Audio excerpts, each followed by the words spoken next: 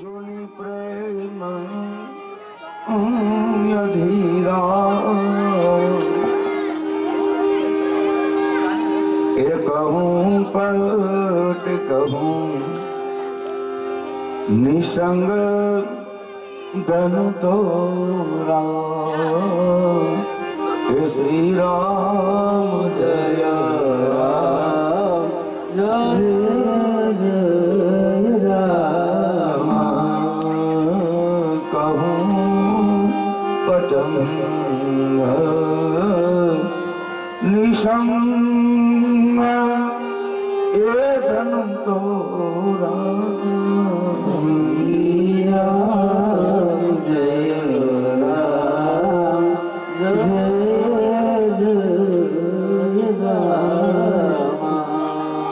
ધનુષ્ય તૂટ્યું એની સાથે ઘણું બધું તૂટ્યું છે.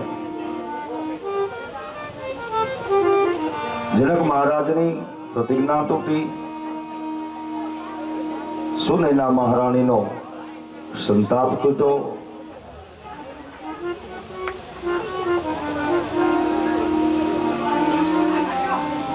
અને પછી જનક મહારાજે કંકોત્રી તૈયાર કરી અયોધ્યા મોકલાવી દશરથજીને.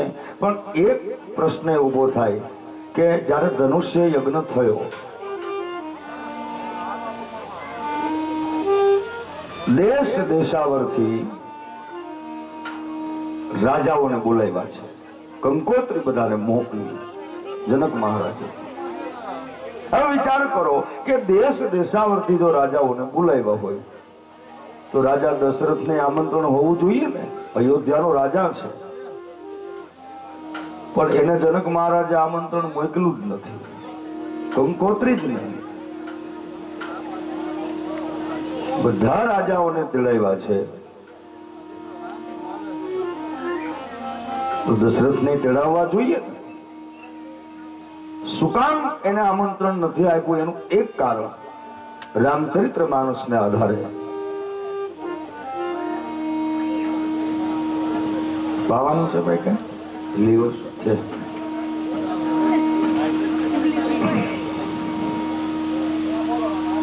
એક વાર જનક મહારાજ અયોધ્યા આવે છે. જોજો, દશરથને આમંત્રણ જનક મહારાજે શું કામ નથી મોકલ્યું? કંકોત્રી મોકલી જ નહીં. બધા રાજાઓને તેડાવ્યા, દશરથને નહીં. શું કામ નથી તેડાવ્યા? એનું એક કારણ, એકવાર જનક મહારાજ અયોધ્યા રાજા દશરથને મળવા આવે છે. એમાં રસ્તામાં ચાલતા ચાલતા જનક મહારાજને કોઈ પશુ જોયું અને જનક મહારાજને એમ થયું કે હિંસક પશુ છે, પ્રજાને રંજાડશે. જનક મહારાજે બાણ ચડાવ્યું અને એ બાણ એક ગાયને લાગી ગયું અને ગાય મૃત્યુ પામી. જે હદમાં મૃત્યુ પામી, હદ અયોધ્યાની હતી. જનક મહારાજને પસ્તાવો ઘણો થયો, અને એમાંય ગાયની હત્યા. એટલે હવે આને માટે શું કરવું? એટલે જનક મહારાજે એના દૂતોને કીધું, તમે એક કામ કરો, અયોધ્યા જાઓ, રાજા દશરથને જાણ કરો. જનકના દૂતો અયોધ્યા આવ્યા અને રાજા દશરથ હાથમાં પૂજાનો થાળ લઈ પૂજા કરવાનો સમય છે. અને એમાં જનકના દૂતો આવ્યા. રાજા દશરથે પૂછ્યું કે ભાઈ ક્યાંથી આવો છો? કે અમે જનક મહારાજના દૂતો છે, અમારા મહારાજ આપને મળવા માટે આવતા હતા. રસ્તામાં ભૂલથી એનાથી એક ગાયની હત્યા થઈ ગઈ છે, માટે તમે આવો અને ગાયને સજીવન કરો. હવે રાજા દશરથને પૂજા કરવાનો સમય, એટલે રાજા દશરથે કીધું કે અત્યારે મારે પૂજાનો સમય છે, હું ના આવી શકું.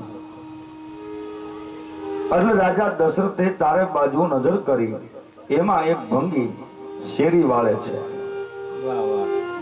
અને એને રાજા દશરથે અવાજ કર્યો કે ભાઈ અહીંયા આવતો.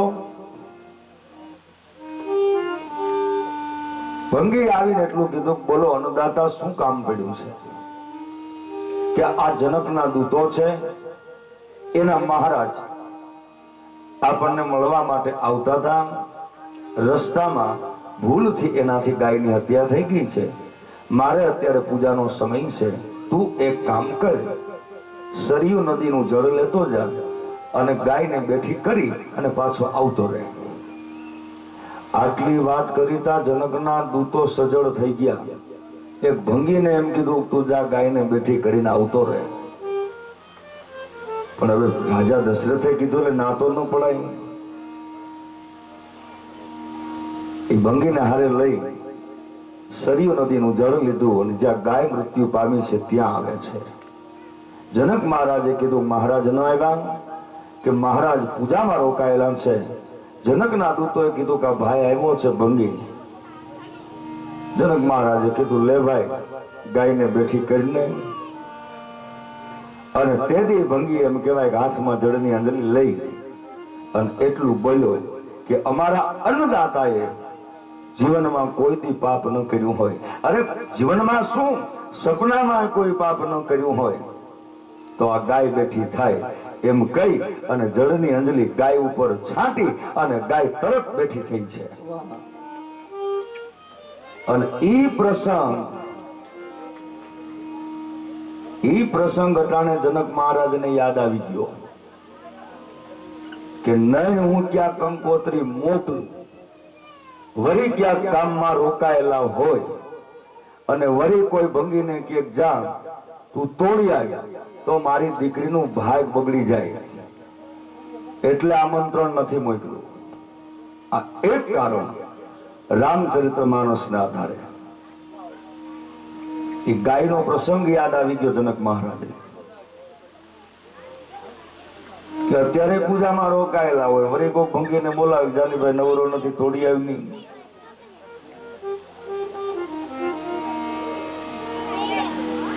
પ્રતીક્ષાયા નંદભાઈઓ છે ને, એની પ્રતીક્ષા કરવાની, જેટલી એની રાહ જોવો ને એની મજા છે. ઉઠે હું રામ સુની પ્રેમય અધીરા. પછી તો કાયદેસર રીતે જાન જોડીને આવ્યા. ચારેય ભાઈઓની શાસ્ત્રોક્ત વિધિ પ્રમાણે લગ્ન વિધિ થઈ જનકપુરમાં. ચારેય ભાઈઓ જયારે પરણી પાછા અયોધ્યા આવે છે, ત્રણેય રાણીઓએ એમના સમયા એમની આરતીઓ કરી. સમય જતા જતા ગાદીની વાત આવી અને રામને વનવાસ મળ્યો. રામ લક્ષ્મણ અને જાનકી ત્રણેય વનવાસનો માર્ગ જયારે પકડ્યો, તમસાનો કિનારો, તમસાને કિનારેથી ભગવાન રામ લક્ષ્મણ અને જાનકી ત્રણેય જયારે ગંગાને કિનારે આવે છે, વનવાસનો પ્રસંગ, ગંગાનો તટ છે. આ પ્રસંગને થોડો ઘણો સંક્ષેપમાં લેતા લેતા મુખ્ય પ્રસંગ મારે કેવટ પ્રસંગ લેવો છે રામચરિતમાનસનો એ કઈ અને પછી આપણે કૃષ્ણ કથામાં જાય. રામ લક્ષ્મણ અને જાનકી ત્રણેય ગંગાના તટ ઉપર પધારે.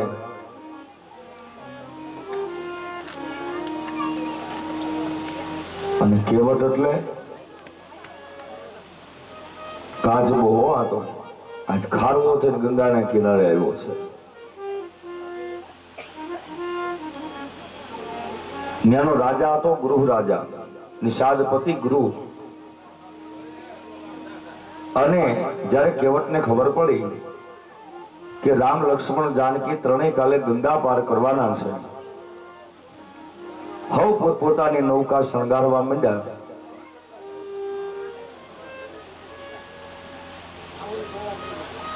અને એમાં કેવટ ગૃહ રાજાને મળે છે.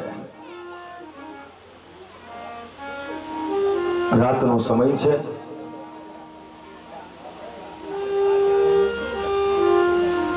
એટલે ગૃહ રાજાએ પૂછ્યું કરે કેવટ અત્યારે રાતે કેમ? મહારાજ એક કામ પડ્યું છે એટલે આવ્યો છું. અરે પણ અત્યારે શું છે રાતે? કે અત્યારે જ કામ છે, એ કામ સવારે થઈ શકે એમ નથી. કે બોલ શું છે? કે તમને યાદ છે મારું એક લેણું વચન છે. અરે કે આપણે આંગણે રામ આવ્યો છે, એક નહીં બે માગી લેજે પણ સવારે તું કે બે નથી જોતા, મારું લેણું છે. મેં તમને પાણી પીવડાવ્યું હતું, તમને તરસ લાગી હતી, તમે કીધું તું કેવટ માંગી લે, તેથી મેં કીધું તું સમય આવશે તેથી માગીશ.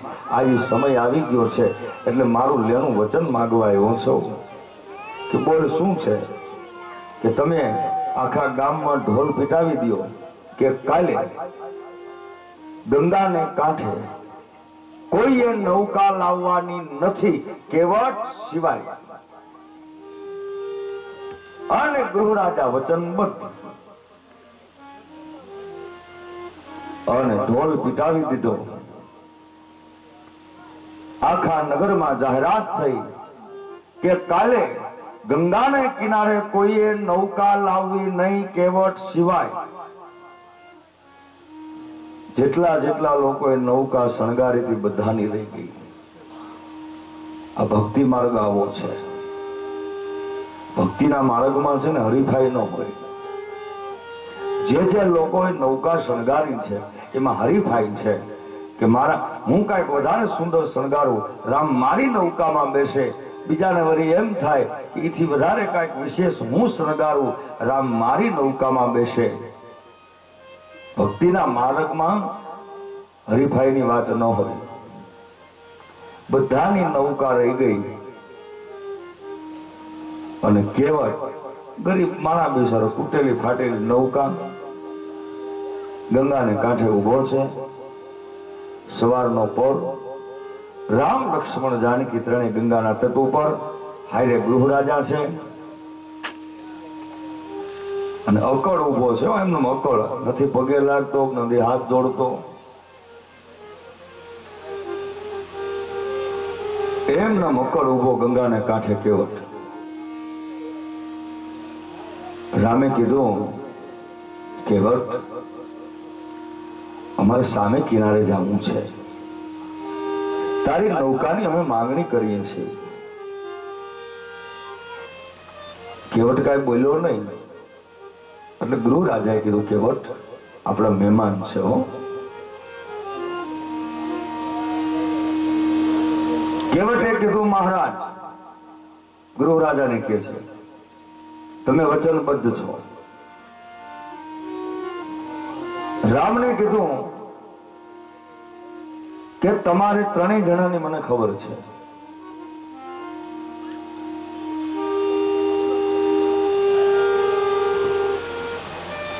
જો તમારે સામે કિનારે જવું હોય તો હું કહું એમ કરવું પડશે. મંજૂર હોય તો હા પાડો. રામે કીધું અરે કેવટ એવી વાત નથી, પણ અમારે મોડું થાય માટે તું અમને નૌકામાં બેસાડ, અમારે સામા કિનારે પહોંચવું છે. કેવટે કીધું રામ પેલા મારી વાત સાંભળી લો. તમારી મને ખબર છે, તમને વનવાસ મળ્યો એ મને ખબર છે, કઈ કઈ માએ જે કાંઈ વરદાન માંગ્યા એની ખબર છે, બે જે લેણા વચન હતા માંગ્યા કે ભરતને ગાદી મળે ને રામને વનવાસ, એ બધી મને ખબર છે. તમે ઘર છોડી નીકળી ગયા છો એ ખબર છે, પણ અહીંયા તો હું કહું એમ કરવું પડશે. છે મંજૂર? ગૃહરાજે કાંઈ બોલતા નથી, નહીં તો ન્યાનો રાજા છે, થોડું ન કહી શકે કે આવી રીતે વર્તન ન કરાય, પણ એ વચનબદ્ધ છે. અને રામ તમારા ચરણમાં, તમારી પગની પેનીમાં શું છે એની મને ખબર છે. બોલે જો નૌકામાં બેસવું હોય તો તમારા ચરણ પેલા ધોઈ લઉં, કારણ કે તમારા ચરણની રજની મને ખબર છે. ઓલી પથ્થર ઉપર સેજ રજ પડી અને સ્ત્રી ઉત્પન્ન થઈ એટલે મારે હાથે કરીને આ કાંઈ ઉપાધિ લેવી નથી. નૈન ક્યાંક નૌકામાં બેહો અને ચરણની રજ પડે અને વરી સ્ત્રી ઉત્પન્ન થાય તો એક તો ઘીરે છે, અને એમાંય પાછી આ ઋષિ પત્ની. એક તો અમારાથી એને અડાય નહીં, અમારે રોજ એને સીધું સામગ્રી બધું અલગ દેવું, વરી એમાં કોકની જો અડાઈ જાય ને કઈક ભૂલ થઈ જાય અને શ્રાપ આપી દે, આજે કરીને હું કામ મારે આવું ઊભું કરવું જોઈએ? હું કામ એમ પેલા ચરણ ધોવા દો, અને હું ન કહું એમ ન કરવું હોય તો એક કામ કરો, હું તમને રસ્તો બતાવી દઉં. તમારે સામે કિનારે જવું હોય તો અહીંથી સેજ પાણીમાં હિલા જાઓ, થોડું ઊંડું આવશે, ત્યાંથી આગળ સેજ જાઓ, શીશરું પાણી આવશે, ત્યાંથી સામે કિનારે જતા રહો.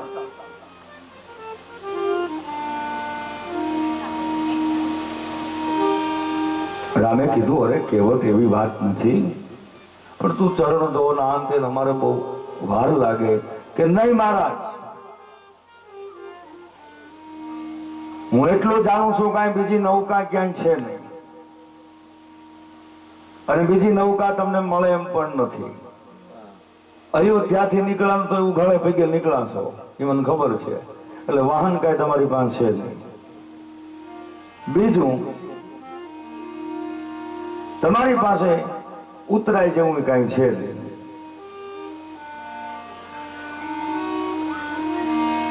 તમે ત્રણે જણા અંદરો અંદર ચર્ચા કરી લ્યો અને પછી મને કયો પગ ધોઈ લે, હું ધોઈ લઉં.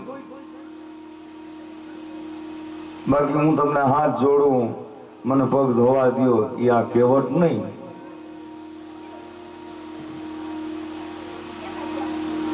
અને લક્ષ્મણની આંખ લાલ થઈ.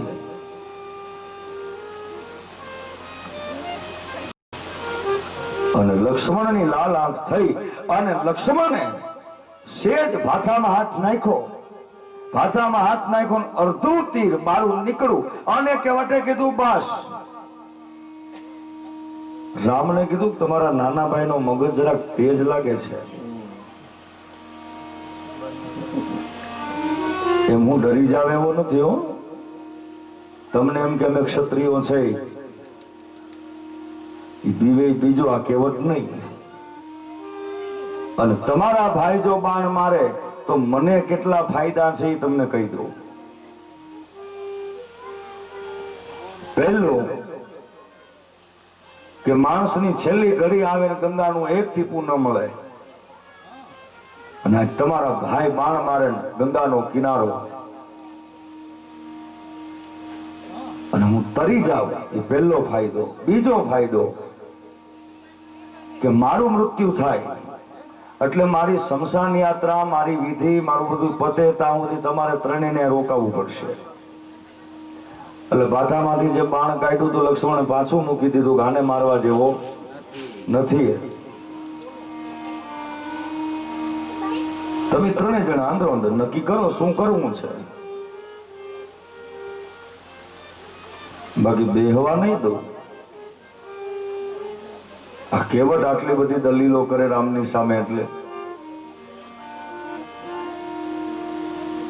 કેવટે એટલું કીધું રામને કે રામ, જેથી હું તમારા ચરણને અડવા આવતો ને તેથી તમે મને એવી લાત મારતા, દૂર ફેંકી દેતા, અને એ જ હું આજ સમુદ્રનો કાચબો આજ ગંગાને કાંઠે એ કેવટ થઈને આવ્યો છું. એ લાભ તેથી તમે મને નથી દીધો, પણ આજ તમારે દેવો પડશે.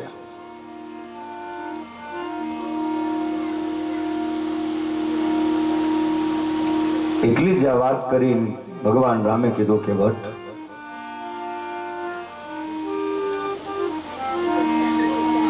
અમારે થોડી ઉતાવળ છે. એ ગમે તે હોય, એવું કઈ નક્કી છે આ ઠેકાણે પૂગવું એમ? તમને તો 14 વર્ષનો મળ્યો જ છે.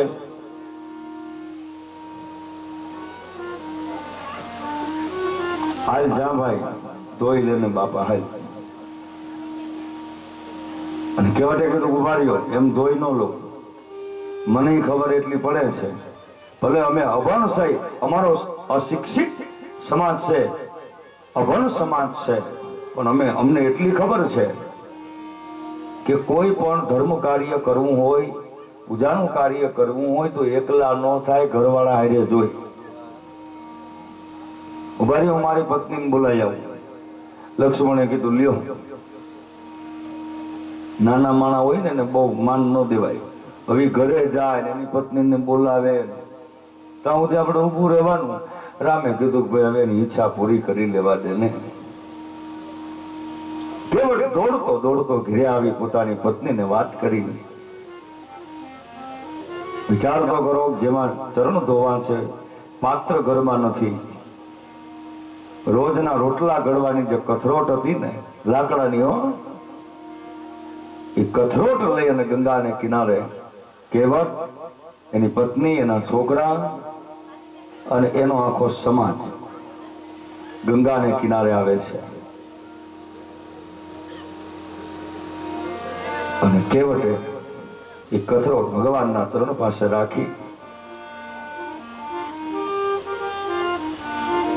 એટલે રામે કીધું કેવટ થોડી ઉતાવળ નહીં, આ બધું અમારી રીતે થશે, તમારી રીતે નહીં.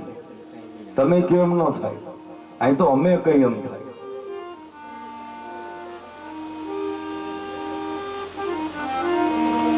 અને ઉતરાય તો તમારે દેવી નથી.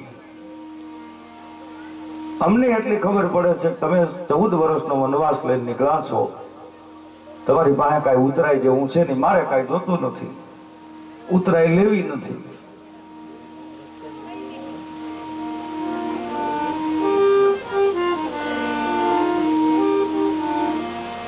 આટલી જ વાત કરી અને કેવટ એટલું બોલ્યો ને કે જો હું ઉતરાય લઉં ને તો મને રાજા દશરથના સોગંદ. એ સોગંદ જ્યાં બોલ્યો લક્ષ્મણે કીધું એ રામને કીધું કે આને સમજાવો, પિતાજી સુધી પહોંચી ગયો છે.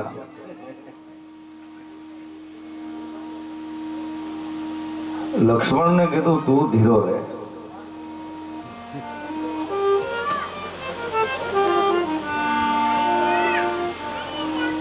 ચરણ પખાડે છે અને કેવટ જયારે રામના ચરણ પખાડતો હોય, ધોવા દ્યો એ રઘુરાય શક મને પડ્યો છે મનમાય, તમારા પગ ધોવા દ્યો રઘુરાય, ધોવા દ્યો પુરાય,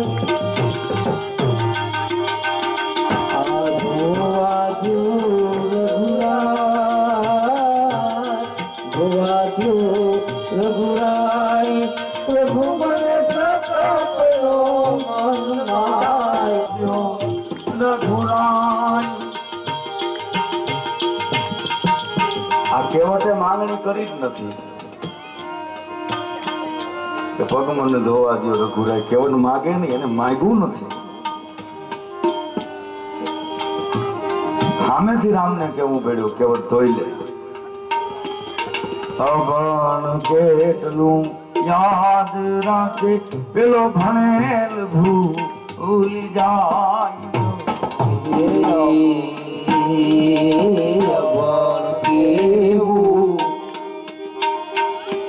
યાદ રાખે ભણેલ ભૂલી જાય. ભણ કેટલું યાદ રાખે પેલો ભણેલ ભૂલી જાય. ભણ કેટલું યાદ રાખે ભણેલ ભૂલી જાય. અને આ તો ખારવાની નો લે ઉતરાય, તમારા પગ મને ધોવા દો રઘુરાય. પ્રભુ ખાલી ફરક એટલો છે કે તમે ભવસાગરના ખારવા છો, હું ગંગાનો ખારવો છું. આટલું જ્યાં બોલ્યા લક્ષ્મણે કીધું કે બંધ કરજો, અમે ક્ષત્રિય ખારવા નથી. તું તારી નાતની હારે ક્યાં ભેળવો સમજે.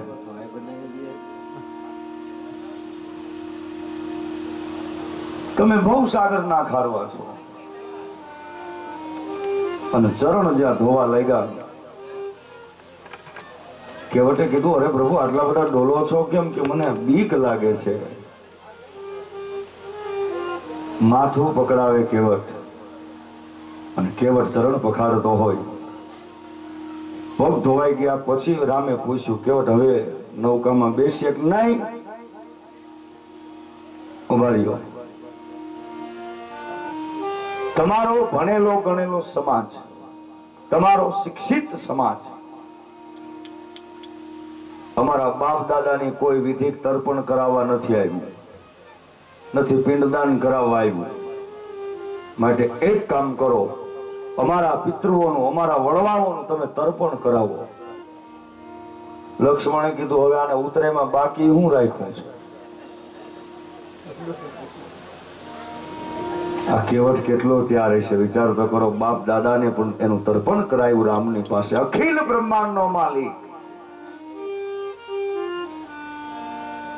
રામે લક્ષ્મણને કીધું, લક્ષ્મણ કે તે મંત્ર કરી ચાલુ. લક્ષ્મણ મંત્ર બોલે અને કેવટ એના વડવાઓનું તર્પણ કરે છે ગંગામાં, ગંગાને કાંઠે. તર્પણ થયું પછી પૂછ્યું કે હવે નૌકામાં નહીં, હજી વાર છે. એ આખો એનો સમાજ બધો જે ઉભો છે અને કેવટ પીપળાના પાનનું પડિયું બનાવી અને જે કથરોટમાં ચરણ ધોયા છે જળ લઈ અને એના સમાજને બધાને ચરણામૃત આપે છે. એમાં લક્ષ્મણ અને જાનકીએ વિચાર કર્યો કે હાલો ને આપણે લાઈનમાં ગોઠવાઈ જઈએ. જેથી કેવટે માંગણી કરીને પગ ધોવાની, તેથી રામને હસવું બહુ આવ્યું હતું. ખડખડાટ હૈસાઓ ગંગાને કાંઠે રામ. લક્ષ્મણ જોઈ રહ્યા, જાનકી જોવે કે આટલું બધું હશે કા? ખડખડાટ. તેથી જાનકીની સામું જોઈને એટલું કીધું, જાનકી મને હસવું એટલા માટે આવે છે કે જેથી જનક મહારાજે જનકપુરમાં કન્યાદાન કર્યું ને, તેથી મેં ખાલી એક અંગૂઠો જ ધોવા દીધો હતો અને આ આપવાનો કાંઈ નથી અને આખો આખો પગ ધોઈ નાખવાનો છે, એટલે હસવું આવે છે.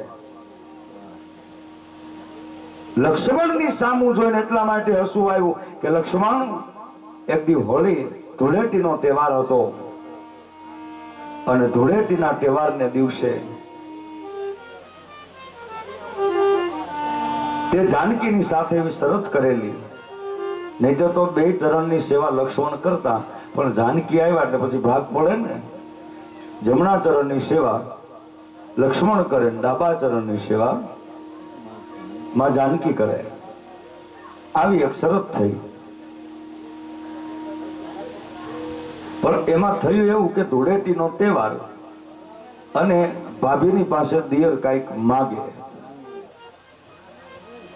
એટલે રામે લક્ષ્મણને એટલું કીધું, લક્ષ્મણ જાનકી પાસે તારે માગવું હોય તે માગો. એટલે જાનકીના કાનમાં જઈ અને લક્ષ્મણે એટલું કીધું કે વૈદેહી આજથી બે પગનો અધિકાર મારો. આટલું જ્યાં બોલ્યા ને જાનકીને મૂર્છા આવી ગઈ.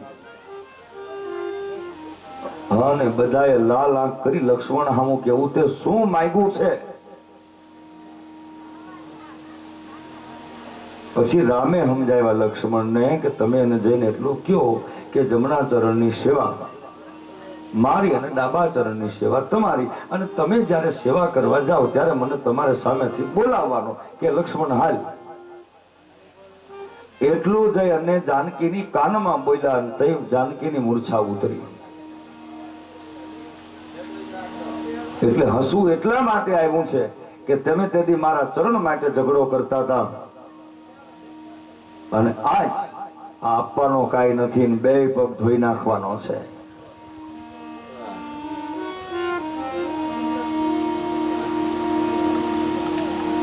અને કીધું કે હવે બેસીએ નૌકામાં કે હા હવે બેસો ત્રણેય. એમાં પેલા વેલા રામે જાનકીને બેહાડ્યા. આપણને દર્શન કરાવ્યું રામે. ગમે ને જાતા હોય તો વાહનમાં પેલા ઘરવાળાને બેહાડવા, પેલા ઘરવાળાને બેહાડવા છે ને પછી આપણે બે હું જોઈએ. રામે કેમ પેલા જાનકીને બેહેલા જો નૌકામાં,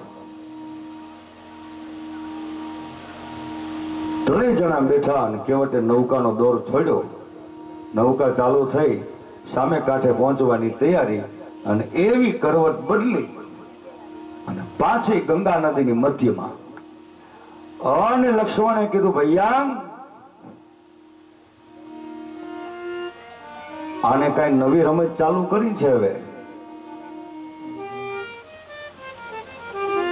રામે કીધું, અરે કેવટ, તું આવું શું કામ કરસ? આ રીતે તું ચક્કર ખવડાય. કેવટે કીધું, તમને કઈ ચિંતા છે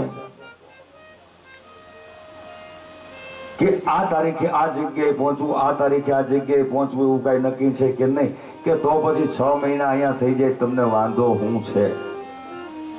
નૌકા મારી ચલાવી મારે, ઉતરાય તો તમારે દેવી નથી.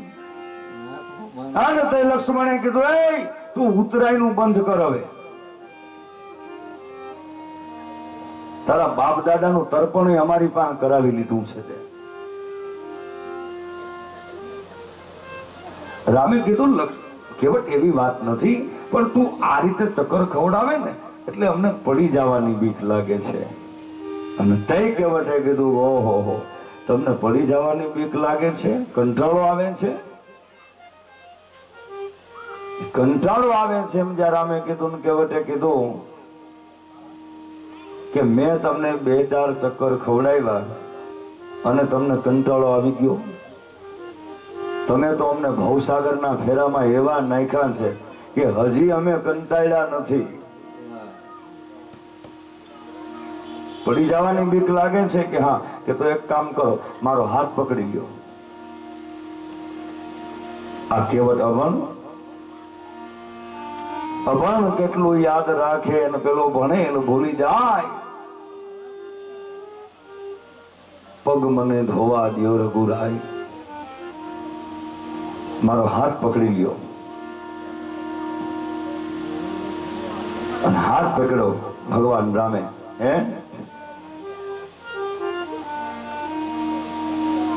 લક્ષ્મણે કીધું, હે હવે તું કાંઠે પહોંચાય. કેવટે કીધું, રામને કીધું કે ભાઈને કહી દો થોડાક શાંત રહે, આ બધું મારી રીતે થશે. અને હવે તો વચ્ચે આવી ગયા છે, હવે તો અધ વચ્ચે છે, એટલે હવે નક્કી તમારે કરવાનું છે. નૌકાનો દોર મારા હાથમાં છે.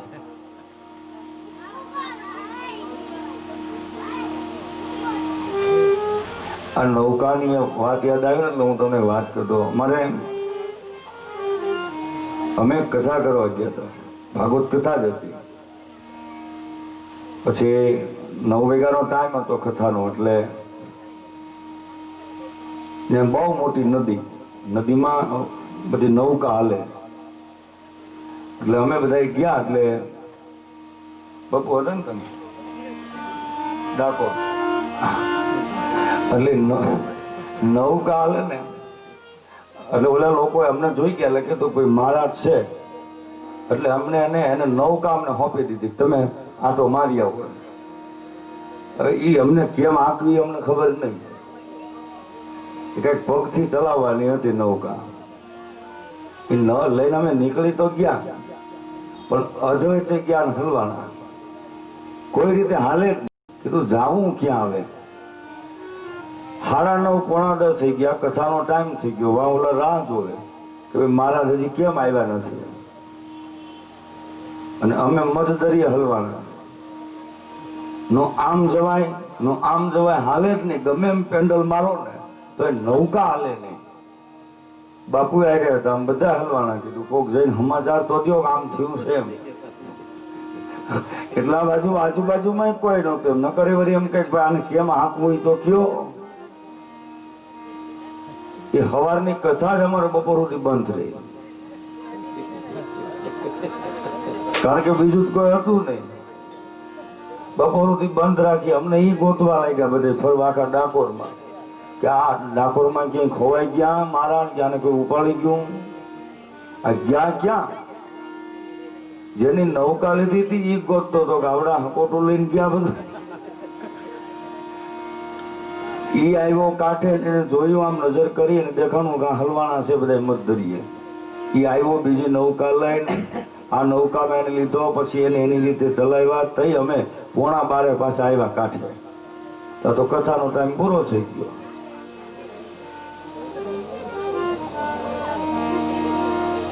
એટલે ભાઈ નૌકાનું તો આવું છે ભાઈ.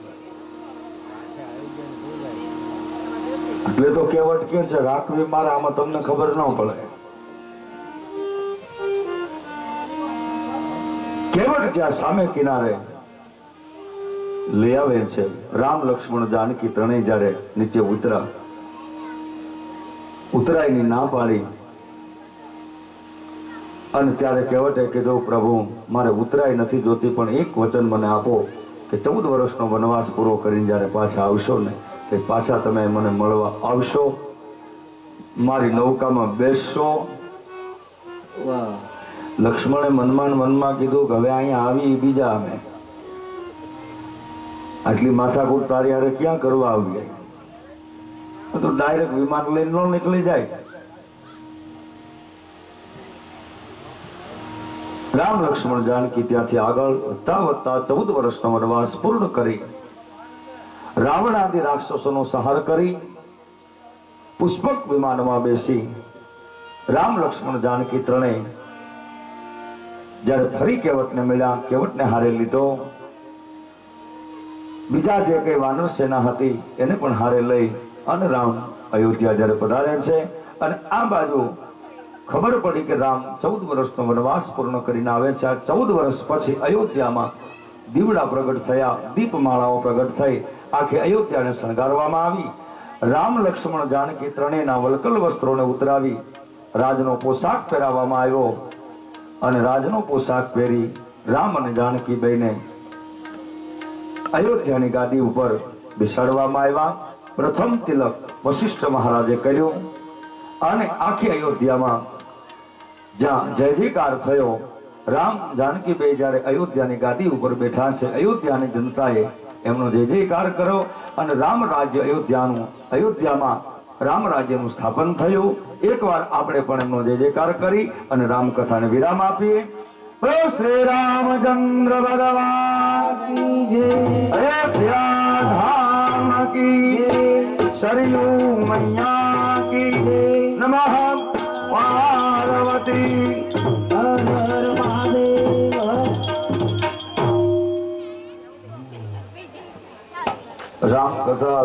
રામ કથા સુંદર કરતારી, સકલ સંશય ઉડાવન હારી.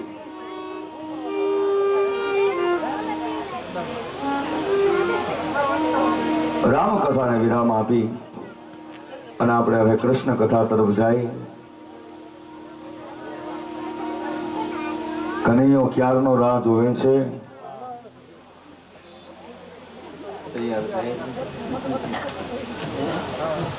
બે અધ્યાયમાં સુખદેવજી મહારાજે અયાતિ રાજાનું ચરિત્ર સંભળાવ્યું. એક અધ્યાયમાં ભરત ચરિત્ર અને રંતિદેવની કથા કઈ સંભળાવી. જ્યારે 9મા સ્કંદને સુખદેવજી મહારાજે પૂર્ણ કરે છે, 10મા સ્કંદમાં આપણે પ્રવેશ કરીએ એ પહેલા એની સવારીના ભડકા સંભળાઈ, એ મોહન મારો આવે છે. એની સવારીના ભડકા સંભળાઈ, મોહન મારો આવે. એની સવારીના ભડકા સંભળાઈ, મોહન મારો આવે છે. એની સવારીના ભડકા સંભળાય, મોહન મારું આવે છે. नयन की निरखो नहीं मैं निकट लागे ना नयन थी निरखो नहीं मैं निकट लागे सा दूर कदी है लागे नहीं जा नामनो नित्य संगार मोहन मारो आव सवारी ना बड़गा सवारी मोहन मारो आवे समाधि ना बड़गा संभराय संभराय मोहन मारो सुनी पड़ेली बंसरी ने अदर धरवा सुनी पड़ेली सरी ने अदर धरवा मोर मुंगुट धरी आवसे ने છોડાવવા લોકલાજ હવે હું તને ચંદ્રવંશના જે રાજાઓ થયા એની કથા સંભળાવું કથિતો વંશ વિસ્તર ભવતામ સોમ સૂર્યમ યયો રાગનામ સોપસ્યાનમ તરિત વર્મા ભૂતમ અને સુખદેવજી મહારાજ રાજા પરીક્ષિતને દશમ સ્કંદમાં ચંદ્રવંશના જે રાજાઓ થયા એની કથા સંભળાવે છે સુખદેવજી રાજા પરીક્ષિતને કીધું કે રાજન આજ કથાનો ચોથો દિવસ છે તારે કાંઈ પાણી પીવું હોય કાંઈ ખાવું હોય તો ખાઈ લે પાણી પીવું હોય તો પી લે રાજા પરીક્ષિતે કીધું મહામુનિ આપ મને એવી કથા સંભળાવો છો કે હવે નથી ભૂખ લાગતી નથી તરસ લાગતી બસ એમ થાય છે આપ મને હજી કથા સંભળાવો આટલી પ્રસન્નતા જોઈ અને ત્યારે સુખદેવજી મહારાજને ઘણો આનંદ થયો હે રાજા જ્યારે આ ધરતી ઉપર અસુરોનો ત્રાસ વધ્યો અને ધરતીથી સહન ન થયું ધરતી ગાયનું રૂપ લઈ અને ભગવાનની પાસે આવી મને ઉગારો પ્રભુએ કહ્યું કે થોડીક ધીરજ ધરવાની જરૂર છે હું અવતારને ધારણ કરીશ બધા દેવતાઓને ભગવાને આશ્વાસન આપ્યું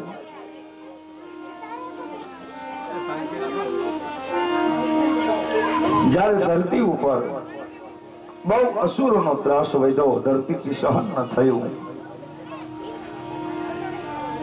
ભગવાનનું વરદાન લઈ ભગવાને કહ્યું કે હું પૃથ્વી ઉપર આવીશ પૂર્ણ રૂપમાં આવીશ માટે થોડીક ધીરજ ધરો થોડીક શાંતિ રાખો સુખદેવજી કહે છે રાજન આકાશમાંથી આકાશવાણી થઈ કે હે દેવતાઓ થોડીક ધીરજ ધરજો હું પૂર્ણ અવતાર લઈને આ ધરતી ઉપર આવીશ મથુરામાં દેવક પુત્રી દેવકીના વસુદેવની સાથે જ્યારે લગ્ન થયા બધી વિધિ થઈ દાયજો આપ્યો કન્યાને વિદાય કરવાનો સમય આવ્યો રથ તૈયાર થયો વસુદેવ અને દેવકી રથમાં બેઠા અને ઉગ્રસેન રાજાનો દીકરો કંસ આ દેવકી છે ને એ પોતાના કાકાની દીકરી છે કંસને અને વસુદેવ અને દેવકીનો જે રથ છે એ રથ ચલાવવા માટે કંસ જ્યારે બેઠો આકાશમાંથી આકાશવાણી થઈ હે કંસ તું જેનો રથ ચલાવશો એ દેવકીનું 8મું સંતાન તારો કાળ છે આટલું જ્યાં સાંભળ્યું કંસ નીચે ઉતરી દેવકીને મારવા તૈયાર થયો દેવકીનો ચોટલો પકડ્યો વસુદેવજીએ કહ્યું કે અરે કંસ, દેવકીને મારવાથી તારું શું વળવાનું છે? શું કામ હાથે કરી સ્ત્રી હત્યાનું પાપ લેશો? મારે ત્યાં જે જે બાળકો થશે હું તને આપી દઈશ. વસુદેવ અને દેવકીને કારાગૃહમાં પૂરવામાં આવ્યા, બેડીના બંધનો લાગ્યા. સુખદેવજી કહે છે કે રાજન, કંસ જ્યારે બોલ્યો કે જ્યારે પોતાને ત્યાં પહેલું બાળક થયું અને કંસને આપવા ગયા અને કંસે એટલું કીધું કે મારે આની સાથે કઈ લેવા દેવા નથી, મારે તો 8મા ન્યાય છે. અને નારદને એમ થયું કે જો આનો પાપનો ઘડો નહીં ભરાય તો શું કરવું? એટલે નારદજી આવ્યા છે કંસની પાસે. કંસને આવીને કીધું કે કંસ, ખબર છે ને યોગ માયાના વચન? હા મહારાજ, યાદ છે, પણ મારે તો 8માંથી લેવા દેવા છે. અરે કંસ, તારા જેવો મૂર્ખ કોઈ નથી. 8મો તો કોઈ હોઈ શકે, છેલ્લેથી પહેલો ગણો તો 8મો થાય, પહેલેથી છેલ્લો ગણો તોય 8મો થાય. એટલે નારદજીએ એને કમળનું પુષ્પ બતાવી, એમાં જેટલી પાંખડી હતી ને 8 પાંખડી વાળું એને બતાવે છે કે આમાં તું ગણ, અહીંથી ગણ, ક્યાં 8મો થાય? છેલ્લેથી પહેલો ગણીએ તો 8મો, પહેલેથી છેલ્લો ગણો તો 8મો થાય. કે તો હું બધાને મારી નાખું કે ઈ તારે જેમ કરવું એમ કરજે. નારાયણ નારાયણ કરતા નારદજી નીકળી ગયા. એક એક પુત્રને જેમ જેમ જન્મ થતો ગયો એમ કંસ મારવા લાગ્યો.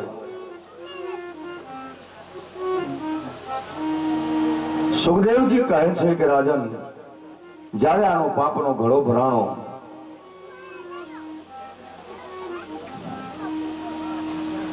અને 7મો ગર્ભ જ્યારે દેવકીના ઉદરમાં આવ્યો, એક એક બાળકને કંસે માર્યા. 7મો જ્યારે દેવકીના ઉદરમાં ગર્ભ તરીકે આપણે એમ કહીએ કે કૃષ્ણ છે એ તો દેવકીના દીકરા છે, બલરામ છે એ તો રોહિણીના દીકરા છે, તો એ મોટા ભાઈ તરીકે કઈ રીતે ગણાય? બલરામને મોટા ભાઈ જ કે છે ને, નગર તો આ તો દેવકીના દીકરા છે ને આ રોહિણીના દીકરા છે. પણ યોગ માયાએ એવું કર્યું કે દેવકીના ઉદરમાં જે 7મો ગર્ભ હતો એ 7મો ગર્ભ ત્યાંથી લઈ અને રોહિણીના ઉદરમાં પધરાવ્યો. શેષનારાયણ એટલે મોટા ભાઈ તરીકે ગણાય છે, દેવકીના ઉદરમાંથી લીધો.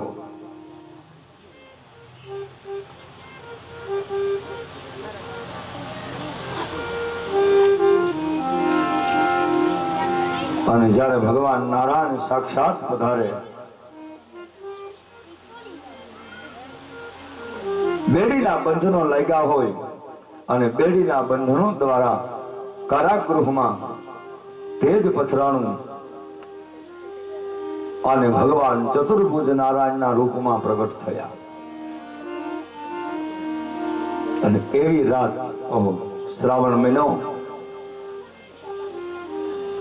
કૃષ્ણ પક્ષ અને મેઘલી રાત ભાઈ, જમના 2 કાંઠે જાય અને એટલો વરસાદ, જ્યાં જો ત્યાં પાણી પાણી જોવા મળે. અને ભગવાન ચતુર્ભુજ નારાયણના રૂપમાં દેવકીની સામે આવ્યા છે. દેવકીને આવીને એટલું ભગવાને કીધું, માં હું આવી ગયો છું. પણ દેવકીએ નજર કરીને જ્યાં જોઈ, ઓહો, શંખ ચક્ર ગદા પદ્મધારી. દેવકીએ કીધું કે મને એ નથી ખબર પડતી તમે બાપ બનીને આવ્યા છો દીકરો બની? પેલા તો નાના બનો. રાતનો 12 વાગ્યાનો સમય અને ભગવાન જેથી કારાગૃહમાં પધાર્યા હોય ત્યારે તમામ દેવતાઓએ આકાશવાથી વેદ મંત્રની સ્તુતિ કરી.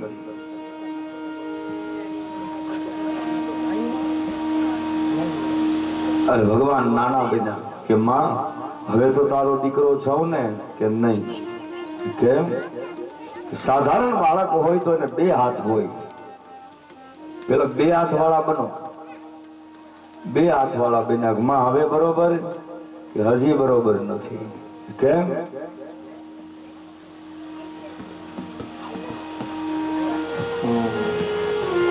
સામાન્ય બાળક હોય તો રડતું હોય. તમે તો મોટાની જેમ વાતું કરો છો.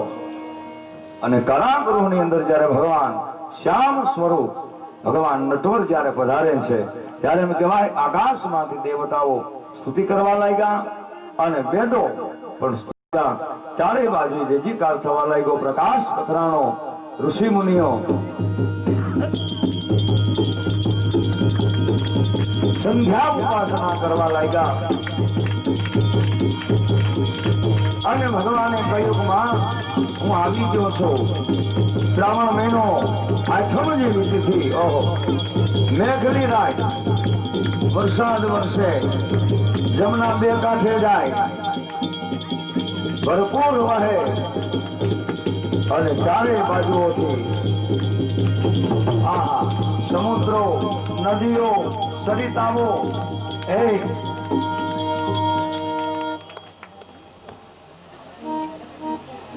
હું એમ કહું છું થોડીક નિરાત રાખજો કારણ કે અહીંયા ઉપાડ્યું ને તો વિલાપ ભેગા કરાવે છે રમેશભાઈ. એટલે મેં કીધું 2 મિનિટ ના એટલે ટૂંકમાં આમાં થાય હું રમેશભાઈ થયું એવું અમારે વાંધો ને રસ્તો વચ્ચે કરજો. છે બહેનોને ખાસ વિનંતી છે થોડોક રસ્તો વચ્ચે રાખજો. પણ અમને બીક એ લાગી કે હજી ભગવાન મથુરામાં હતા. ગોકુળ જાય પછી ઉત્સવ લઈએ એટલે મને એમ થયું કે આવડા ક્યાંક આગળ જેલમાં આનંદ ઉત્સવ કરી નાખશે. એટલે મેં ઓલા અદાને કીધું થોડી નિરાશ રાખજો, ઉતાવળ કરતા નહીં.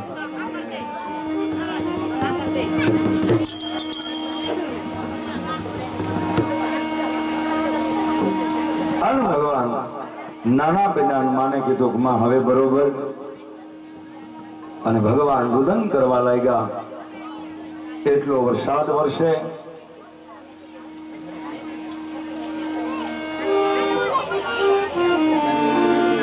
અને ભગવાન જદી એમ કહેવાય મથુરાની જેલમાં આવ્યા ને તેથી આપો આપ બેનો શાંતિ બાપા તમને કીધું થોડો વચ્ચે મારો કરી દે મારો કરી દેવાનો પછી એટલી બધી વાતો હું કરવું હોય.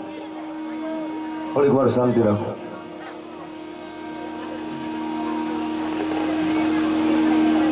આ વચ્ચે છે ને થોડોક મારા હાલ છે ને એટલે રાખજો ભગવાન પ્રભુ પધારે. થોડીક વચ્ચે જગ્યા રાખો બેનો એટલે હું કેડી રાખો ને ગાડા કેડી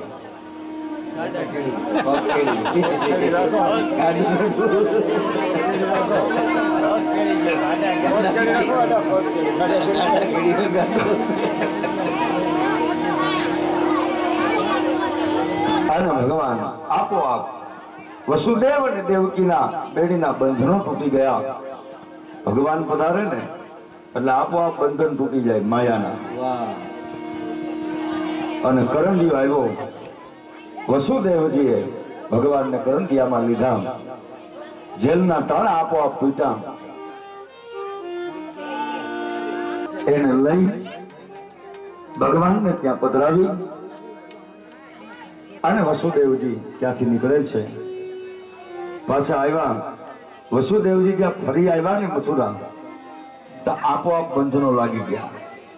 એક નક્કી રાખો કે માયા આવે ને આપોઆપ બંધન આવી જાય.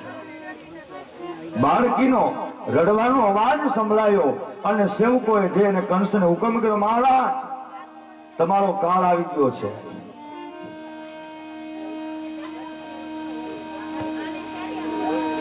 અને કંસ આવી એ બાળકીને હાથમાં લઈ અને જ્યાં ધરતી ઉપર પછાડવા જાય અને હાથમાંથી છટકી અને આકાશમાં ગઈ. કોણ છે? માયા. અને અવાજ કર્યો કે હે કંસ, તારો કાળ તો ક્યારનો ગોકુળમાં જન્મી ચૂક્યો છે. કંસ બે બાકડો બન્યો, વસુદેવ અને દેવકીને મારવા તૈયાર થયો. ફરી બેડીના બંધનો લઈ ગયા અને હવે સુખદેવજી મહારાજ આપણને ગોકુળના દર્શન કરાવે છે. ગોકુળમાં જાય ભગવાનને. ગોકુળમાં નંદ અને યશોદાને ઓરડે. નંદ બાબાને કોઈ સંતાન નહોતું. વ્રજવાસીઓએ 11 નું વ્રત લીધું. સવારનો 4 વાગ્યાનો સમય.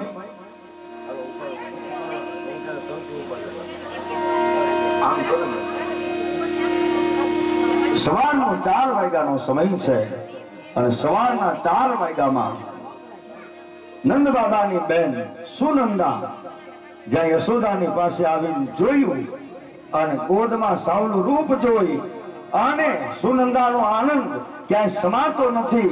દોડતા દોડતા નંદ બાબાને આવીને કહ્યું, બાબા, ઓ ભૈયા, ઓ ભૈયા, એ ભૈયા. અરે પણ સુનંદા, શું થયું છે? અરે બધાય હો ભૈયા, બધાય હો, આપણે ત્યાં લાલો ભયો હે, લાલો ભયો હે. અને તાતો આખા વ્રજમાં ગોકુળમાં ક્યાં ગયા? અરે શું થયું, શું થયું? વ્રજવાસીઓ દોડતા આવ્યા. કહ્યું, નંદ બાબા, બધાય હો, બધાય હો.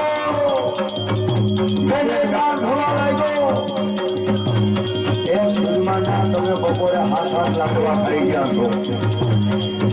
તમને મારે વારે ઘડીએ કેવું પડે, તાળી વગાડો.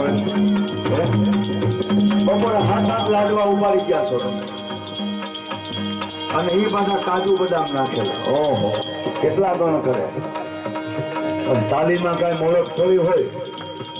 અને ત્યાં જોયું એવું સાવરણું તમામ નદીઓ આકાશમાં દેવતાઓ આવ્યા છે. અને આકાશમાં દેવતાઓ આવી ભગવાનની સ્તુતિ કરવા લાગ્યા છે. વેદો સ્તુતિ કરવા લાગ્યા. શંખનાદ થયો.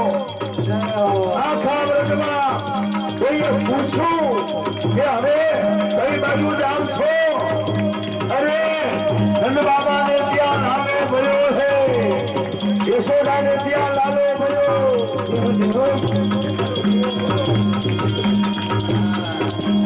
અને ચારે બાજુએ ત્યાં જોયું ત્યાં તો અપ્સરાઓ નૃત્ય કરવા લાગી. બધા જ વ્રજવાસીઓ નંદ બાબાના આંગણામાં ઉછળવા લાગ્યા. શું થયું, શું થયું એને ખબર નથી.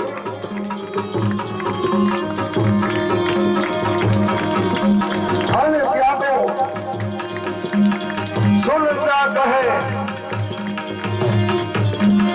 સુનંદા કહે ભૈયા, એ વ્રજવાસીઓ સાંભળો.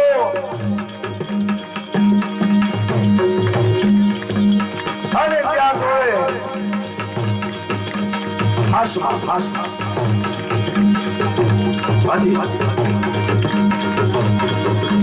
અને ત્યાં જોડે ત્યાં તો ચારે બાજુએ જય જયકાર થઈ ગયો છે. દેહો દેહો થઈ ગયું છે.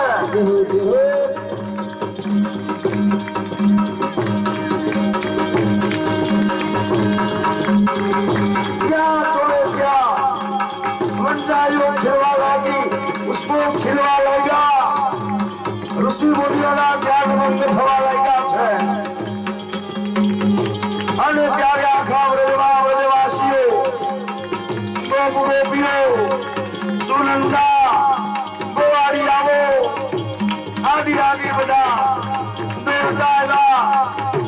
ત્યાં જોયું ત્યાં તો યશોદાની ગોદમાં સાવનું રૂપ જોઈ અને ત્યાં